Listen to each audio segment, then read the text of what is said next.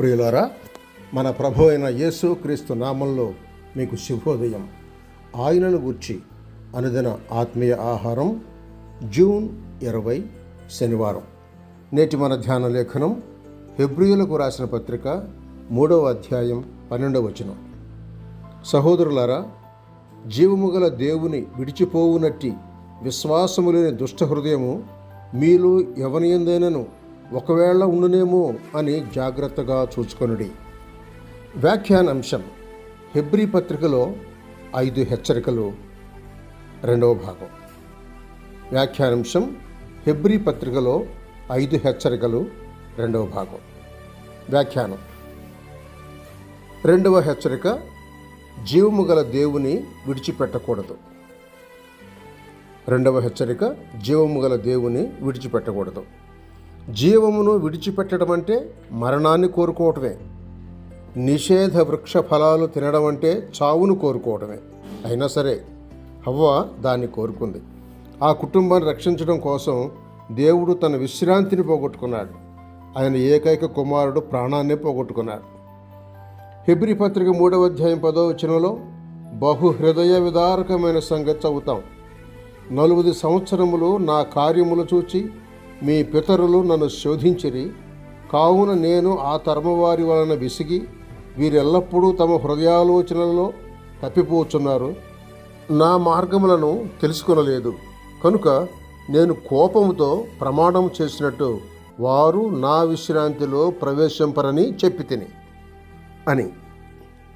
దేవుడు ఎంతకాలం ఎదురు చూశాడు అనేదానికన్నా మానవుడు జీవము గల దేవునిపై ఎంతకాలం ఎదురు తిరిగాడనే భరించలేని దుశ్చర్య. అందువల్ల దేవుడు ప్రమాణం చేస్తున్నాడు, ఘోర దుర్మార్గుడనై దారి తప్పి ఉండగా భూరిదైతో కాపరి యేసు దారికి నడుపును అని ఒక భక్తుడు పాడుకున్నట్టు క్రీస్తును విశ్రాంతికి ఆధారం చేశాడు.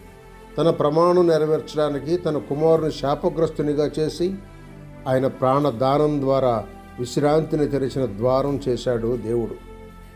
అవిశ్వాసం చేత ఇశ్రాయేలీయులు విశ్రాంతిలో ప్రవేశించలేకపోయినట్టే ఈనాటికి ఏనాటికి విశ్వాసం లేకుండా దేవునికి ఇష్టలుగా ఉండటం అసాధ్యం. ఇదంతా జీవము గల దేవుని విడిచిపోయే దుష్ట హృదయం వలనే జరిగింది. అయితే దుష్ట హృదయం మారితే క్షమించడానికి దేవుడు సిద్ధంగా ఉన్నాడు. విశ్వసించేవారంతా దానికి అర్హులే. జగత్తు పునాది వేయబడినప్పుడే ఆయన కార్యములన్నీ సంపూర్ణములు అని 4వ అధ్యాయం 3వ వచనంలో చెబుతున్న మాటకు అర్థమేంటి? దేవుడు 7వ దినమందు తన కార్యములన్నిటినీ ముగించి విశ్రమించను అంటే దాని అర్థమేంటి? ఆయన ఆదియు అంతము కనుక ఆయన కార్యాలు ఎక్కడ ఆరంభమవుతున్నాయో అక్కడ అంతమవుతున్నాయి. ఆయనలో జీవం ఆరంభమైతే జీవమే దానికి అంతం. మరణం ఆరంభంలో లేదు, అది మధ్యలో వచ్చింది కనుక అది నిరంతరం ఉండజాలదు. ఆయన విశ్రమించాడు అంటే ఆయన కార్యం సంపూర్ణమైనదనే అర్థం. సంపూర్ణుడిని ఆశ్రయిస్తే అంత సంపూర్ణమే కదా, పూర్ణ శాంతియే కదా. యెషయా గ్రంథం 26:3 వచనం చూడండి. అయినా ఏదో కొరతతో దేనికోసమో మానవుడు వేసారిపోతున్నాడు. అతని సమస్యకు పరిష్కారం జీవం గల దేవుని విడిచిపెట్టకపోవడమే. విడిచిపెడితే అతడు కయీనుల దేశదిమ్మరి అవుతాడు. నోదు దేశ నాగరికతను పెంచి జలప్రళయంలో నాశనం అవుతాడు. 3వ హెచ్చరిక రేపటి సంచికలో. శుభములతో వందనాలు.